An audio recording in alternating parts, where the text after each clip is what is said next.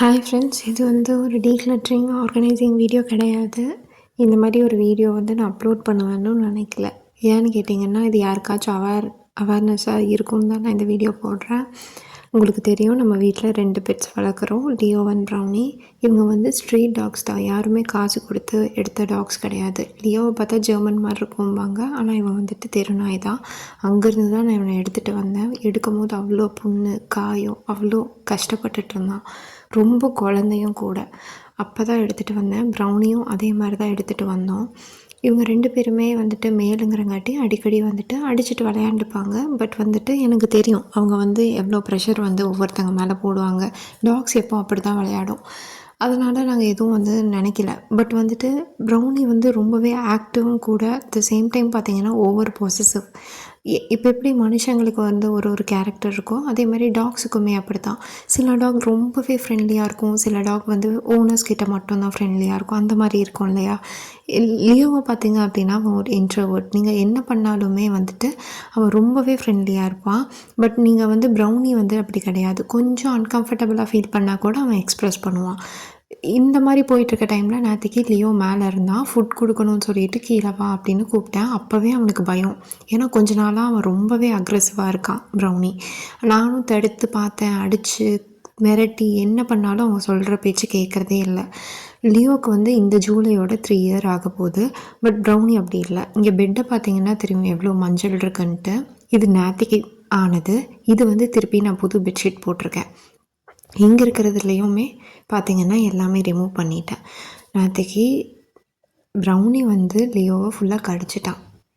தலையில், முதுகில், இடுப்பில், அங்கெல்லாம். இவனுக்கு முடி ஜாஸ்தியாக இருக்கங்காட்டி தெரியல. இதெல்லாம் நேற்றுக்கு பெட்ஷீட்டு. இது ஃபுல்லாமே பார்த்திங்கன்னா அவ்வளோ மஞ்சளாக இருக்கும். அப்போ எனக்கு என்ன பண்ணுறதுன்னு தெரியல. ஃபுல்லாமே மஞ்சளும் தேங்காய் எண்ணெயும் தான் வச்சு அப்போதைக்கு பண்ணேன். இப்போ பார்த்திங்கன்னா லியோ ஹாஸ்பிட்டலில் இருக்கான். ஆக்சுவலாக என்ன பண்ணுறதுனே தெரியல.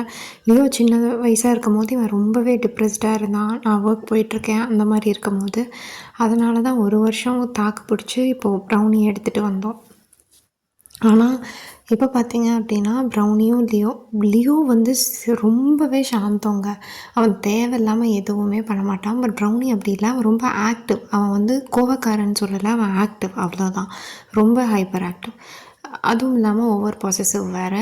ஸோ ரொம்ப டாமினண்ட்டாக ஆல்ஃபா மாதிரி பிஹேவ் பண்ணுவான். அதனால் நேற்றுக்கு தெரியாதரமாக லியோவை நல்லா கடிச்சிட்டான். எனக்கு 2 பேருமே குழந்த தான், யாரையும் என்னால் விட்டு தர முடியாது. இப்போ பார்த்தீங்க அப்படின்னா நான் எடுத்துகிட்டு போயிருக்கேன். தொடர்ந்து 3 இன்ஜெக்ஷன் இப்போ லியோவுக்கு போட்டிருக்காங்க. பாவம் குழந்த முடியாமல் படுத்துட்ருக்கான். இப்போ வீட்டில் இருக்கான். ஸோ இது அங்கே எடுத்தது தான். நான் ஏன் இதை சொல்கிறேன்னா, 2 பெட் அதுவும் மேலாக வளர்க்குறீங்க என்ன மாதிரி அப்படின்னா 2 பேருமே எப்போவுமே அக்ரெசிவாக தான் இருப்பாங்க. ஏதோ ஒருத்தவங்களாச்சும் இருப்பாங்கன்னு சொன்னார் டாக்டரு. முக்கியமாக ஸ்டெர்லைஸ் பண்ணியே ஆகணும்னு சொல்லியிருக்காங்க.